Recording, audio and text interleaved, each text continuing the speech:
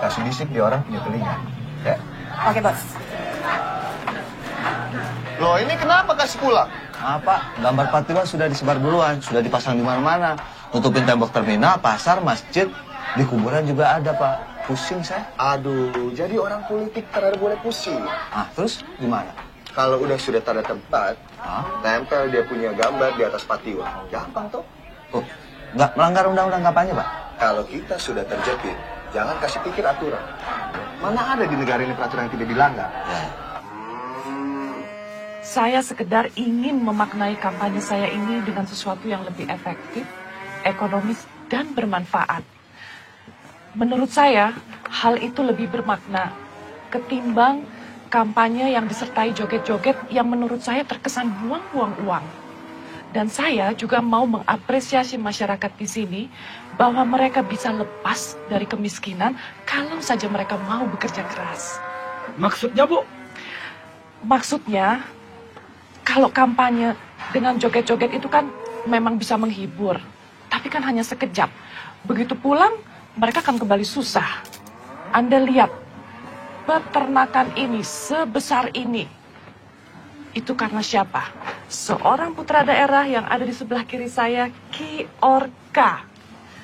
Berhasil membangun peternakan ini dari hanya 2 ekor sapi menjadi seperti yang saudara-saudara lihat sekarang ini. Karena apa?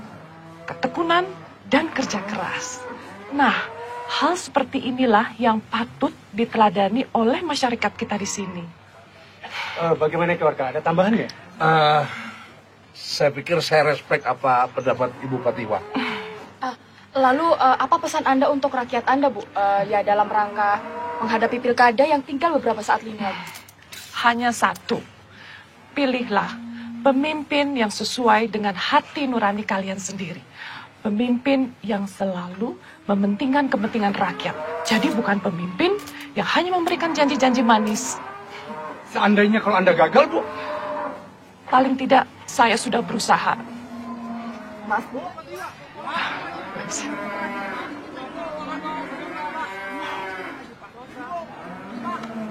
Terima kasih.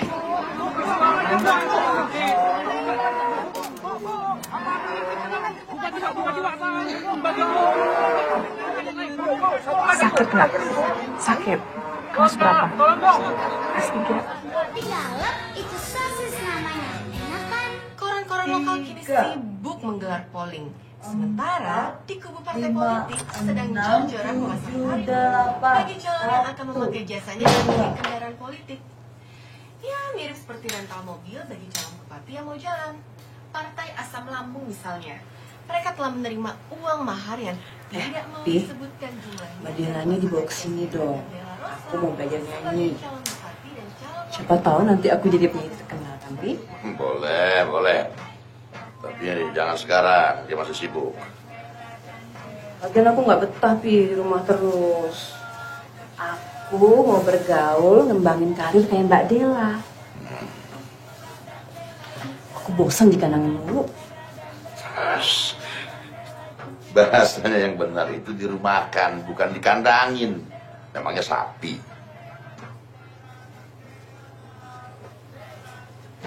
Kayaknya dia mau tuh jadi selir papi.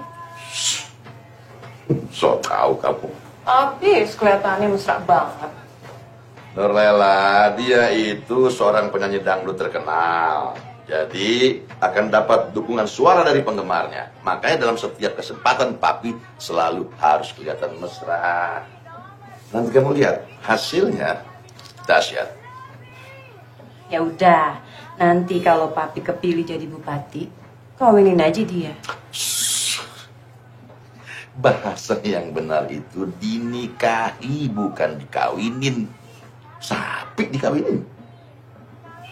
Kamu itu istri calon bupati. Jadi gunakanlah bahasa yang benar. Jangan bikin malu. Papi pergi ya. Ya, hati-hati. Jangan lupa nonton TV netral siaran langsung. Mau semuanya? Gampang. Oke, standby. 5, 4, 3, 2. Selamat pagi pemirsa, jumpa lagi dengan saya Iwan Simatupang di Netral TV.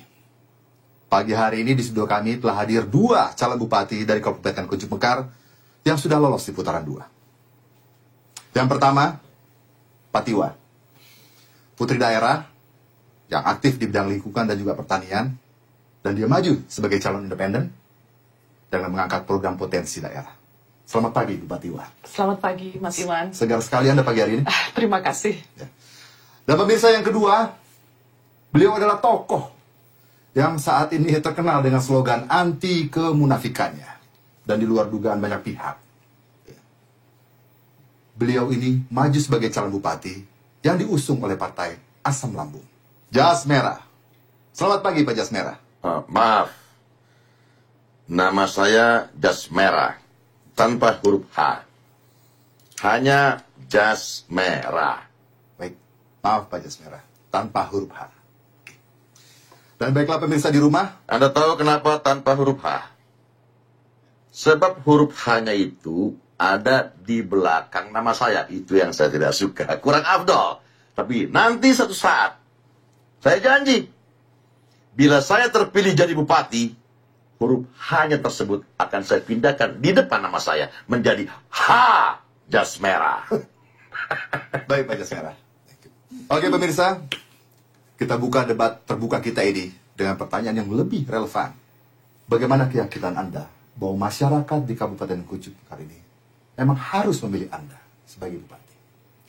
Saya kira sudah jelas, Mas Iwan. Saya ini sangat suka dengan program yang bersentuhan dengan rakyat. Ya.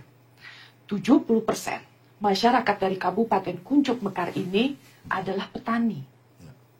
Akan tetapi, lahan-lahan pertanian kita ini sudah banyak yang berubah menjadi pabrik-pabrik yang mempekerjakan tenaga kerjanya dari luar daerah. Nah hasilnya, kemiskinanlah yang kita saksikan sekarang ini.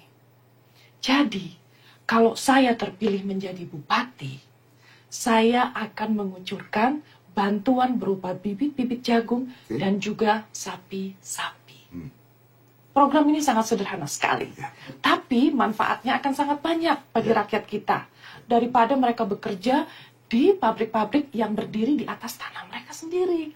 Bencana, ini bakal jadi bencana. Kita semua tahu bahwa masyarakat kita ini senang pesta. Pesta! Dan banyak sapi dipotong untuk pesta. Pesta sunatan, pesta kawinan, pesta ulang tahun, pesta keagamaan. Itulah sebabnya kenapa sampai hari ini, di negeri ini, kita tidak bisa bersuasembada daging. Jagung. Ibu Patiwa yang saya hormati, jagung-jagung itu sangat memerlukan cahaya matahari. Dan saat ini, di negeri kita lebih sering terkena bencana banjir. Apa jadinya? Para petani tidak akan bisa mengembalikan kredit bibit jagung dan sapi. Sudah miskin, banyak hutang pula, ya toh? Pak Jas Merah sabar, nanti Anda dapat giliran. Pak Jas Merah, saya ini belum menjelaskan program saya secara detail. Rakyat tidak perlu banyak rencana, Ibu. Di negeri ini antara kebenaran dan kebetulan itu tipis bedanya. Jadi segera lakukan sekarang. Sikat dulu urusan belakangan. Wahai rakyatku, ayo bangkitlah. Bangun dari mimpimu. Singsingan lengan baik. Pak Jas Merah. Cepat. Saya masih dapat. Pak Jas Merah, bisa Anda jelaskan lebih konkret apa program Anda?